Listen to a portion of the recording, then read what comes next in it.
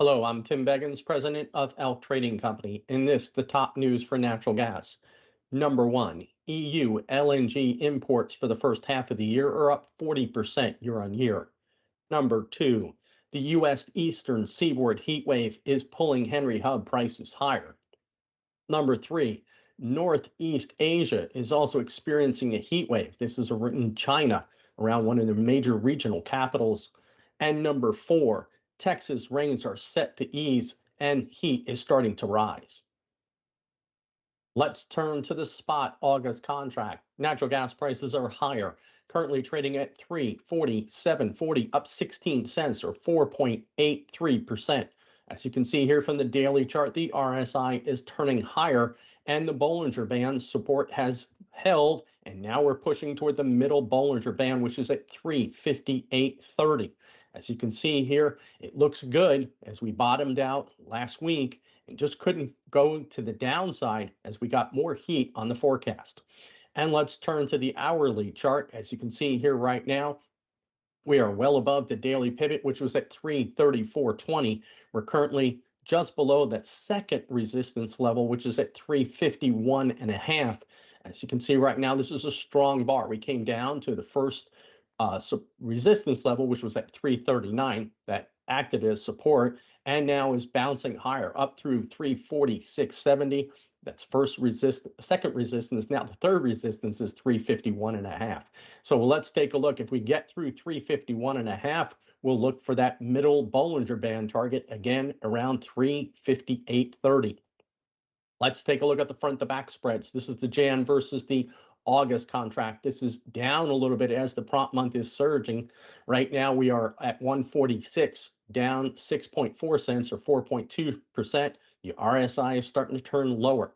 We use the 21-day exponential moving average here as our stop point. As you can see, we're below our target area. This was our stretch target at 158.90. So we'll be careful here. This is a good area to possibly take some profits. And if we break below that exponential moving average, that would be the secondary point. And let's take a look at the the October spread. We want to move this out to October. And here we go. We got to our target here at 134.30 on Friday. We are currently coming down right now, down 4 cents to 131.80. And again, 21-day moving average is at 152 and 80, 125.80. So RSI is turning lower. This is looking like a little bit of profit taking. So what's going on? Well, as you can see here, we mentioned in last Tuesday's article, this is the TTF versus the natural gas contract here in the United States. Seasonally, in the last 2 years, TTF starts to expand. It starts to carry a bigger and bigger premium. As you can see, that is around this first week of July. And as you can see here, it is starting to push out. But why is that? Well, storage levels. The EU storage levels, and this is from the Swiss Federal Office of Energy, the Deutsche, right? German storage levels are below 55%. They're in an uptrend. So LNG imports are surging at this time, trying to get storage levels a little higher. We also have low wind in the area. So let's take a look at what's going on between JKM. This is Japan, Korea marker, Asian prices versus the TTF or European prices. As you can see, last week, JKM was still holding a premium and starting to expand that premium, but has now started to narrow. The RSI was warning that there was some divergence there. As you can see, prices are starting to contract as the Europeans need more LNG. But what else is going on? Well, there's a heat wave coming in China, and this is just below the capital city, Beijing, in this area. This is Zhengzhou, if I'm pronouncing that correctly, one of the regional provinces, capitals here. And this is along the Yellow River, but they're expecting some very high temperatures, potentially record temperatures here around the 27th. Happens to be my birthday. And here in the United States, the 8 to 14-day temperature outlook above normal for Texas, which is finally possibly starting to dry out this week. And it is going to be hot and humid across the entire Southeast. And let's look at the heat risk. As you can see, the Southeast around Atlanta is going to be extreme heat risk today. As we move forward, again, it expands all the way over into Alabama and Mississippi in parts of New England and New York, as well as the interior West.